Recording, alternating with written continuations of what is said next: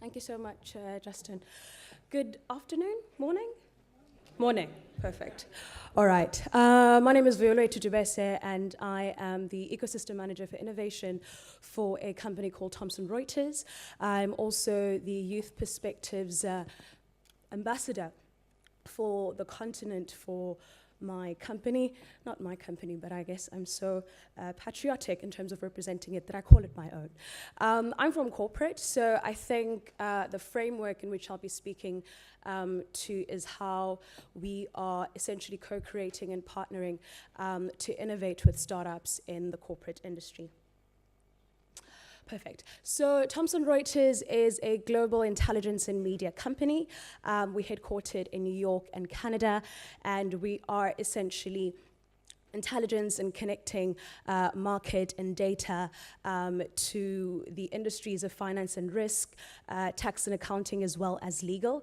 And then I'm a part of an umbrella of Thomson Reuters called Thomson Reuters Labs. We're not an incubator of startups. We do not incubate startups in any respect to accelerate startups in any respect. We really much customer-led innovation.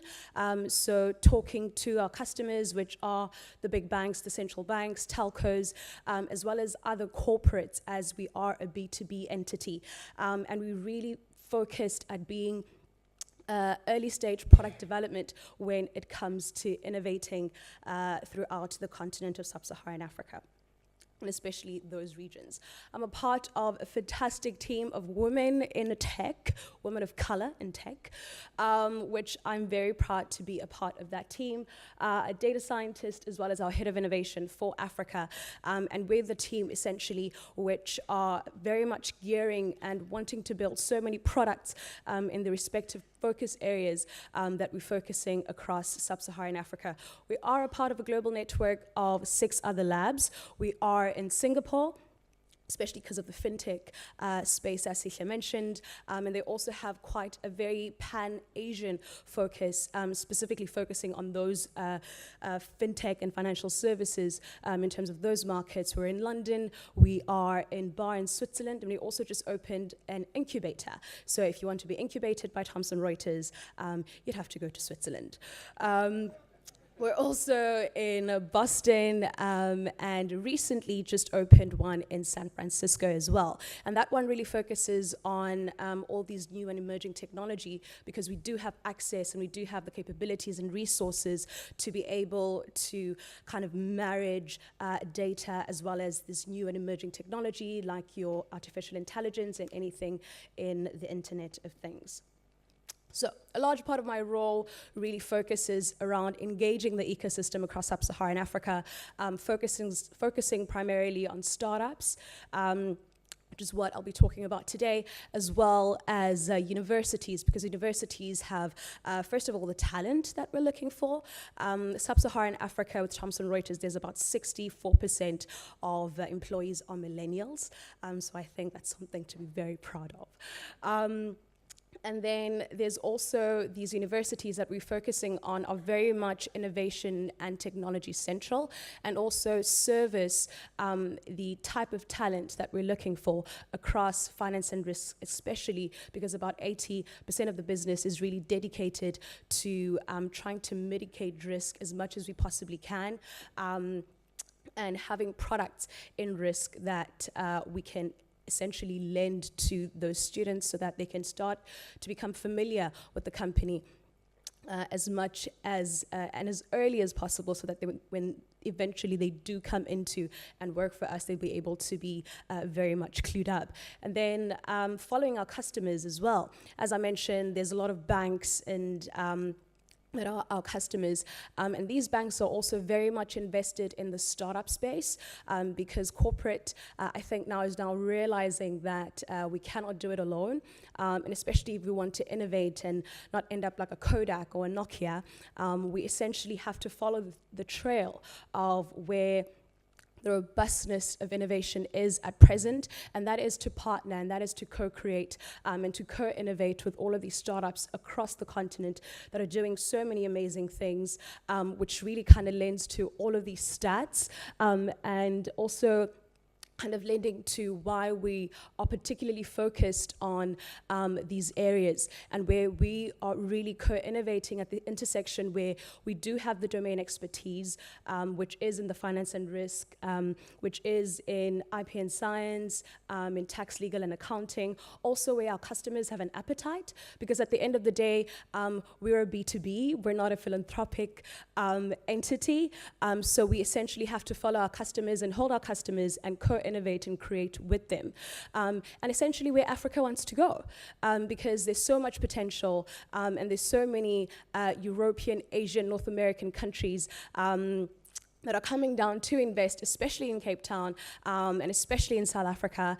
So how do we, now that we're also based here, how do we work with the communities? How do we work with the universities? How do we work with the stakeholders, essentially, that are in technology and innovation?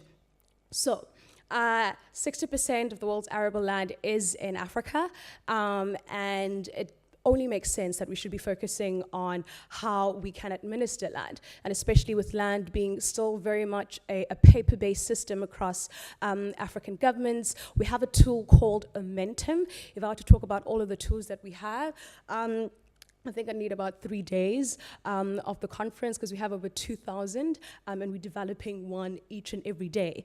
And Momentum is a tool that essentially digitizes the whole land administration process. So from the mapping of land, to the valuating of land, to the taxing of land. But then also another trend, and also a very important tool that is emerging across Africa as well, is the whole concept of blockchain.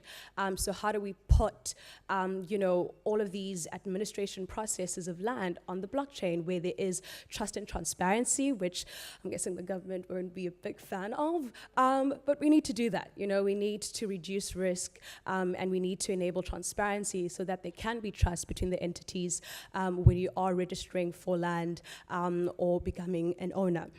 And then another one is essentially what we're here to do, as the whole idea of Thomson Reuters Labs is to de-risk, and that's essentially managing risk, knowing your customer, doing due diligence, minimizing any chance of fraud, any chance of corruption as well. For instance, if you let's take a customer of ours, a Barclays, for instance, and you're wanting to go and open an account with Barclays. There's a tool for that, so that Barclays can minimize risk, so that you don't, so that they don't open an account with someone who perhaps is involved with an email, or their names is in a Gupta email, for instance. So we'll be able to track that with a tool of ours called WorldCheck. So that's how we essentially are de-risking and mitigating risk with our customers. Agribusiness and supply chain is another huge one, and especially when you're talking around social impact and enabling smallholder commercial farmers to also be economic participants, to enable technology to not be taking away their job, but just lessening the administration and be able to work smarter. One of our flagship proof of concepts is a flagship or POC called Bankable Farmer. And essentially that proof of concept is enabling smallholder commercial farmers to be able to have access to traditional credit. So a smallholder commercial farmer wouldn't exactly be able to walk into a Barclays and say, I'm wanting 10,000 rands. Where's the collateral? Do you own land? Do you own any assets? How frequently do you crop? What about seasons that will need to be affected? So we needed to, find ways to speak to a Barclays, because they've identified that this market is worth over $450 billion between Asia and Africa. So there is an opportunity. So how does a big guy like a Barclays or a Standard Bank come down to the little guy? And that's the median person being us, with the data and the data models that we have to enable the algorithm or the coding, or actually the concept of enabling a tool like that. And also there's tons of startups across Africa who are using data processing, machine learning, and all of these other phenomenal tools to lend, even if it's $5 or $10, so that a smallholder commercial farmer can actually be a participant in the economy as well. And then, of course, informal economy and financial inclusion, which is essentially another big one for us. And those are essentially the startups that we are constantly engaging with each and every time that I come into contact with them. And then also, if there are startups across the other labs as well that have vested interests, you might be based in Singapore or Switzerland, but there's a vested interest in the work that we're doing, or there's a vested interest in some of the networks that we can tap into. That is how we'll be able to connect with them. And then in terms of how we work with startups, I think each and every labs in the company has their own network, has their own flexibility, have their own structure to working with these startups. So one of the ways in which we do work with startups is through a paid proof of concept. So essentially, we would have a concept, but we either do not have the time, or we do not have the capacity, or it's something that a startup has already done, or it's a proof of concept that they're already doing. So instead of us building it and taking it to either Joburg or Boston, wherever our teams with those capabilities are able to produce it, we pay the startup to do that. And then the other one, which is one that I really shy away from or talk about at the end, is investment into a startup. And we do have a fund called an Emerging Tech Startup Fund, which is up to $100,000, and that's essentially when we're coming together with our partners, with our customer, and with the startup, and seeing what essentially they can add to that. And then it's us also being a customer of that particular startup. So if we really are seduced by a product, then we also just become a customer of your startup. The one other thing is data leverage. As I mentioned, Thomson Reuters is very much intelligent, it's very much data. From the beginning of the business has been connecting markets through data, again, through the respective domains that we operate on across the continents that we are operating on. That's the amount of data. And also we do have a couple of data partners as well, and data agencies that we work and collaborate with to be able to execute these proof of concepts that we're doing. And then, has anyone heard of Reuters? The news. Yeah, so that's where I usually start the pitch about Thomson Reuters if people don't know. But there's also an opportunity to partner with Reuters and just have that opportunity to market your content as well. If we're not, because at times we meet so many startups and there isn't an opportunity to work with each and every one. One of our initiatives and cohorts that we're a part of is the one with Barclays.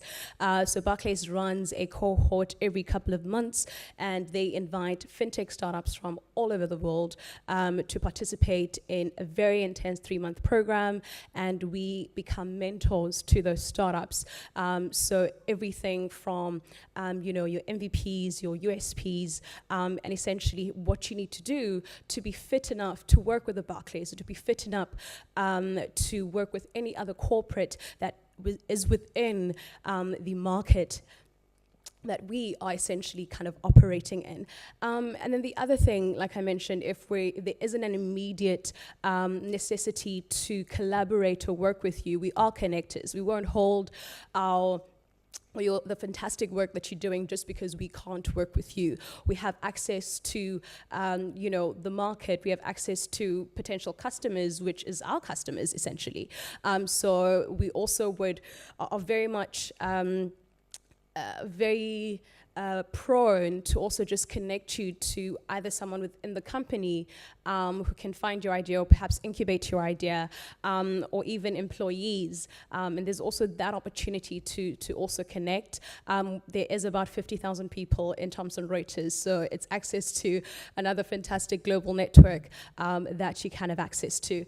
And then, of course, future collaborations, which could be an event, which could be, speaking engagements, and there's just so much opportunity to be able to engage and interact with a particular startup or with a particular corporate. And even if it's an event that is hosted by a customer of ours, I know Standard Bank hosts tons of events for a couple of startups as well. So there's always those opportunities in how we've kind of worked with startups prior.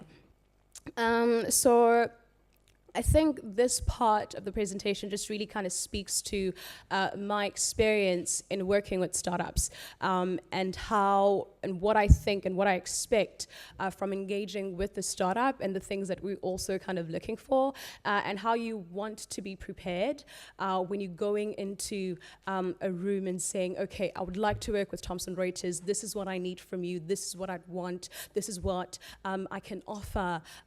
Essentially, I don't want funding, or I want this and that. And it's essentially a concept that we like to call KYS. It's similar to KYC, which is really kind of due diligence. As an organization, you want to be able to have the right regulations, essentially just know your startup from back to front. And that's what we kind of wanting to, when we're sitting in a meeting, be it 30 minutes or 15 minutes, and it's a WebEx, I don't want to be hunting and continuously hunting what's special about you, what's unique about you. I want to have all the facts that I can make the decision, you know?